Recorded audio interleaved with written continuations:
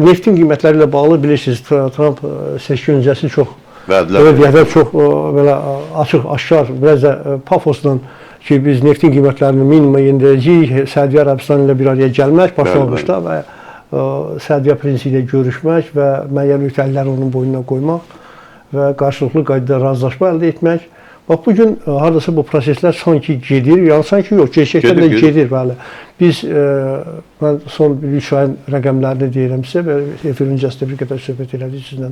Neftin qiymətləri 82 dollardan 68 dollardan 20%-ə yaxın ucuzlaşma var. Bəli, ucuzlaşma var. Yəni bu 3 ay üçün mən hesab edirəm ki, kifayət qədər ciddi bir rəqəmdir. Və bu prosesin bundan sonraki davamını necə görürsünüz? Eyni zamanda Azərbaycan neft ölkəsidir və iqtisadiyyatımız neftlə bağlıdır. İqtisadiyyatımız, tək iqtisadiyyatımız neftlə bağlı deyil. Büdcəmizin böyük bir parçası neftin hesabına formalaşır və təbii ki, bizim tədqiq balansımızın müsbət saldosu neftin hesabınadır və belə olan halda 2015-ci ilin təhlükəsi yaşayıb keçmişik, belə bir şeylər biz görmüşük. Ona görə bu mövzu, yəni bu sual, bu məsələ həm də hörmətli tamaşaçılarımız üçün çox maraqlıdır. Onların həmişə verdiyi suallardır, müraciət elədiyi suallardır. Bunun ətrafında biraz gəlişmə edək, sizin fikirlərinizi istərdim eşidək. Birinci ondan başlayaq ki, Amerika Birləşmiş Ştatları belə sırf bu yöndə siyasət yürütsə, neftin qiymətini sala bilərmi? Bilər, açıq şəkildə. Hamıdan çox neft istehsal edir. Bəli, bugün 13,8 milyon barel gündəlik neft hasilatı. Əsas neft hasilatçısı da OPEC-də Səudiyyə Ərəbistanında o da tərəfdaşıdır. Səudiyyə Ərəbistanınla Amerikanın fərqi nədədir bu məsələdə? Səudiyyə Ərəbistanının neftin qiyməti 80 dollardan, 90 dollardan yüksək olmalıdır ki, bugünkü həyat tərzini davam etdirsin. Xərclərini balanslaşdıra bilsinlər. Xərclərini azaltsa o da azalar, amma azaltmaq istəmir. Çünki öyrəşiblər bu Lamborghini-lərə. Yolun ayaq məsələsində bunlar uzadıblar ayaqlarını o qədər. Tamamilə doğru. 80 dollara qədər uzadıblar. Yəni, amma Amerika üçün fərqlidir. Amerika ümumiyyətlə neftdən asılı ölkə deyil də, yəni sənayesi neftdən asılı deyil, iqtisadiyyatı neftdən asılı deyil.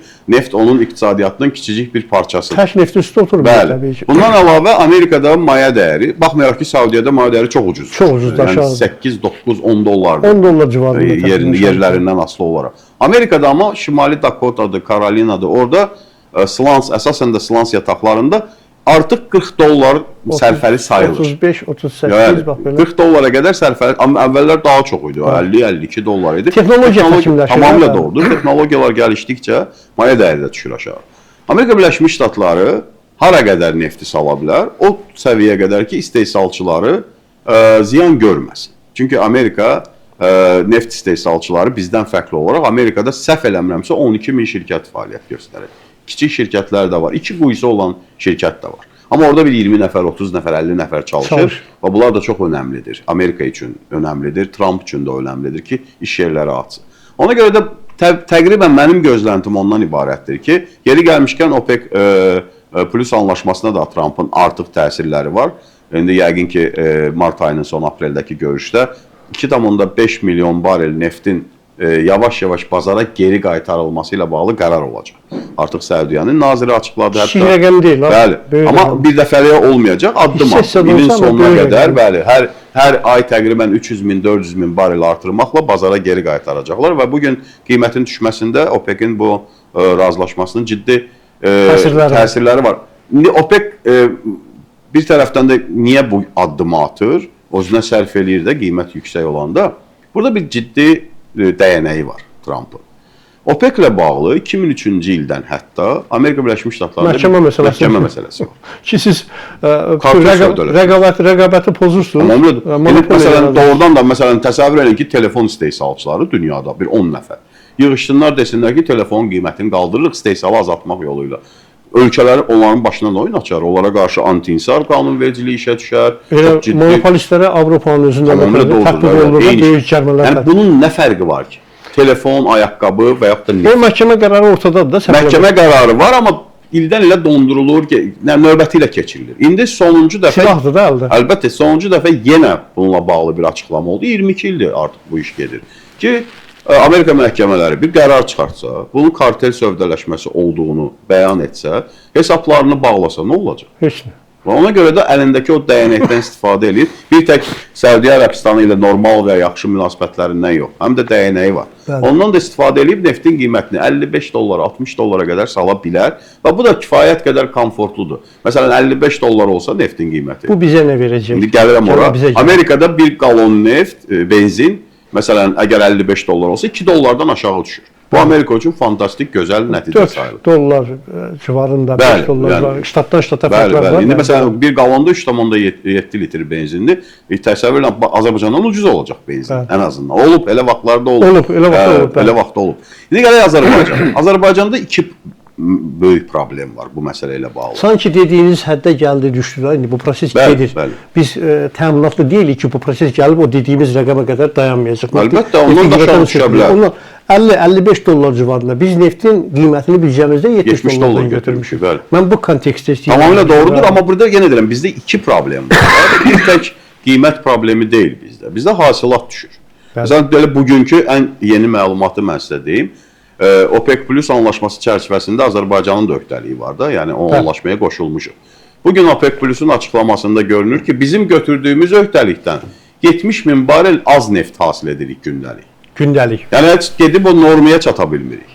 Niyə? Çünki hasilat azalır. Hasilatın azalması sizə deyim ki, qiymətdən daha böyük problemdir. Çünki bu uzun müddətli bir prosesdir. Qiymət qalxar bilər, düşər bilər. Əlbəttə, hasilatın azalması ciddi məsələdir. Həcmin azalması. İndi gəlin bizim iqtisadiyyatımızın bir anatomiyasına baxaq. Çox təəssüf ki, bizim iqtisadiyyatın anatomiyasından neft iyi gəlir. Necə deyərlər? Neft qopur. Neftdən hər şey neftə bağlıdır. Birbaşa və dolayısı. Bizim hökumət sevmir dolayı hesablamalar aparmağa. Birbaşa hesablamalar aparır ki, məsələn, büdcənin 50%-ə yaxını neftdən transferdir və s. Həmişə də indi azalan vaxtda olur, çoxalan vaxtda olur. Amma təqribi götürsək, təqribi ortalama son illəri götürsək 50%-ə yaxındır. Bu birbaşa asıllıq. Amma bunun dolayı asıllığı da var.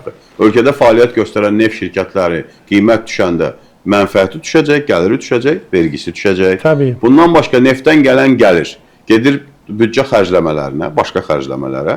Onlar da dolayı yolu ilə əlavə dəyər yaradır, vergiyə cəlb olunur, geri qayıdır. Hər şey, yəni istənilən sahəni götürsək, dolayı yollarla neftin payı, məsələn, bütün o belə bir sistem qrup, bir qrafik qrup hamısını hesablasaq, az qala gəlib 70%-ə çata bilər. 70-dən də hətta bəzən yuxarı ola bilər. Yəni bu çox ciddi təhlükədir. Azərbaycan üçün təhlükədir. Neftin qiymətinin düşməsinin ikinci təhlükəsi isə ondan ibarətdir ki, Azərbaycanın büdcənin balanslaşdırılması üçün neftin qiymətinin bugün hansı səviyyədə olması birbaşa il ərzində büdcəyə təsir etmir. Bəli, birbaşa təsir etmir. Vəsait ayrılır. Yəni 5 dollara da neft düşsə, neft fondundan nəzərdə tutulan vəsait götürüləcək. Bu ilki nəzərdə tutulan vəsait kənarda. Amma öyle də yaxşı, bəs neft fondunun axırı olacaq, icmal büdcənin axırı olacaq. Bəli. Problem oradadır. Bu suallar çıxır. Tədiyyə balansı ilə vəziyyət necə olacaq? O suallar çıxır. Biz 14-cü, 15-ci ildə gördük. Biz bunu gördük. Və indi tutalım ki, neft düşdü 50 dollar.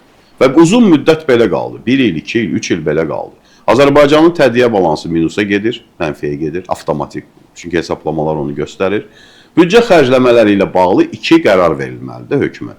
Ya neft fondundan daha çox vəsaitin götürülməsi, ya da xərclərin azaldılması. İkinci yolu yoxdur. Xərclərin azaldılması nəyə gətirib çıxardır? Ciddi problemlərə. Zaten Azərbaycan iqtisadiyyatı neftdən kənarda götürüb dəyərləndirsək, dövlət investisiyaları hesabına ayaqda qalan iqtisadiyyatdır. Təəssüf ki, investisiyaların siz məndən də yaxşı bilirsiniz. Strukturuna baxırsınız. Bəli. Strukturuna baxırsınız da dövlət investisiyaları həmişə öndədir. Həmişə öndədir. Və böyük xüsusi çəkiyə malikdir. Yəni onda xərcləri azaldanda nə olacaq? Maaşı kəsə bilərmi? Yox. Hökumət mən düşünmürəm ki, maaşları kəssin. Yox, təbii ki. Təqaüdü kəsə bilərmi? Məncə yox. Heç vaxt eləməz. İkinci dərəcəli xərclər onda nə olacaq? Qarabağ təmir tikinti işləri gedir orada milyardlarla və onu azaltmaq olarmı? Təəssüf ki, orada da təəssüf də deməzdim. Onu da azaltmaq olmaz. Çünki biz o torpaqları ona görə almışıq ki, onlar abadlaşsın, insanlar ora keçsin. Yaxşı, onda hardan azalacaq? Müdafiə xərclərimizi azalda bilirikmi? Təəssüf ki, yox. Sülh müqaviləsi hələ imzalanmayıb. Aqressiya silahlarının ritorikası da hələ də davam edir.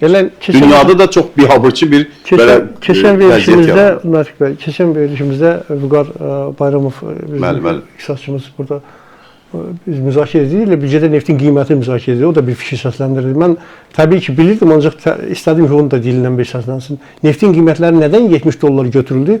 Biz sizlə illərdir bunu müşahidə edirik. Adətən 10, 15, 20 dollar aşağı götürüldü. Daha konservativ yanaşırdı. Konservativ yanaşma oldu. Bu dəfə nədən oldu?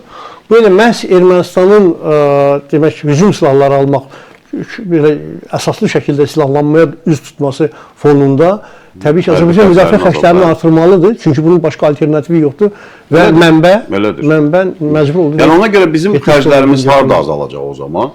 Deməli azaltmaq imkanları yoxdur və yaxud da azdır. Onda nə olacaq? Onda devalvasiya riski artacaq.